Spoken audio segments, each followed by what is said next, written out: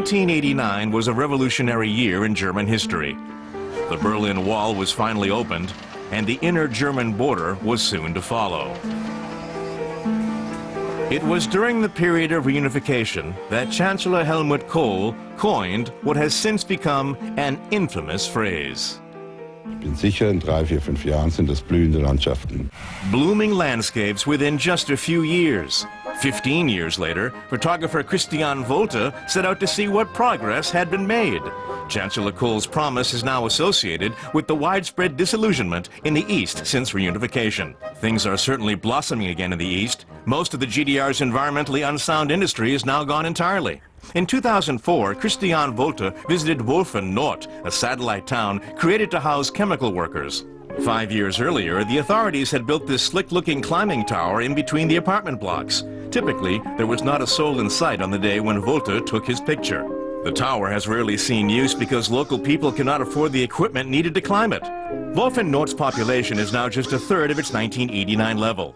More apartment blocks have become vacant since Wolter's previous visit. He's seen many similar examples of post-industrial ruins, as well as more recently built business parks that have already failed.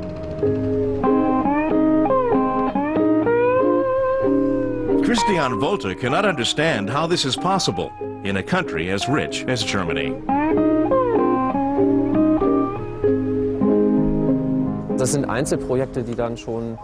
These are projects that involve sums of €500 million, sometimes even more. One of them cost around 8 billion. You have to write out those zeros in order to comprehend how much that really is. Or try imagining if that sum could be shared out among all the residents around here. The photographer traveled from east to west, documenting failed investments, white elephants, and post-industrial wastelands. Germany is in a way now unified, he says, with the East perhaps having the edge. The failure of projects in the East is somehow a bit more impressive, because the ruins are newer. While Wolfen has seen a climbing tower that no one wants, Bremen in the West has seen the creation of likewise useless business estates. One such project has been planned here in what used to be allotment gardens. But one resident stood her ground and braved the bulldozers. The picture of her now solitary house was taken 3 years ago, and the only progress since then appears to be in the length of the grass.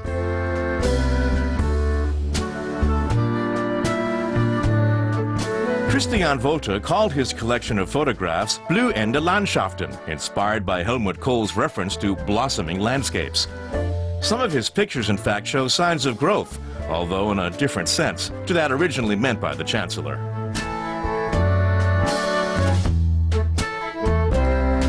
The first things to settle in these areas are pioneer plants, invaders like the Canadian goldenrod, which also grows here.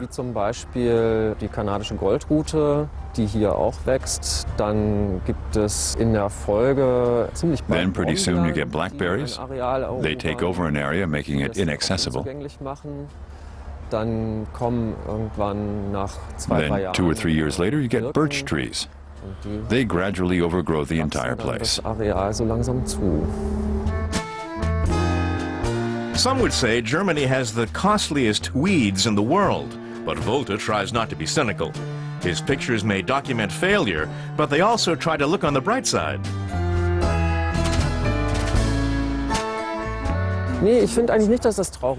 I don't think my photos are depressing. They show conditions that in turn change. Things are happening. The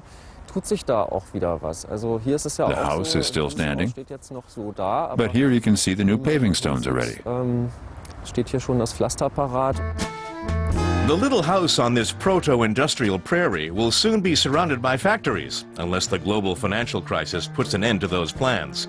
But at least the blackberries will continue to flourish, thanks to the additional lighting provided.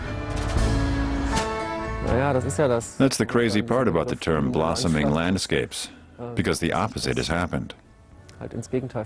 Things have blossomed in a very different way than was imagined back then. The unwanted climbing tower and the solitary house about to make way for a commercial park are two of the most poignant examples in Christian Wolter's book, a testimony to unfulfilled post-reunification promises.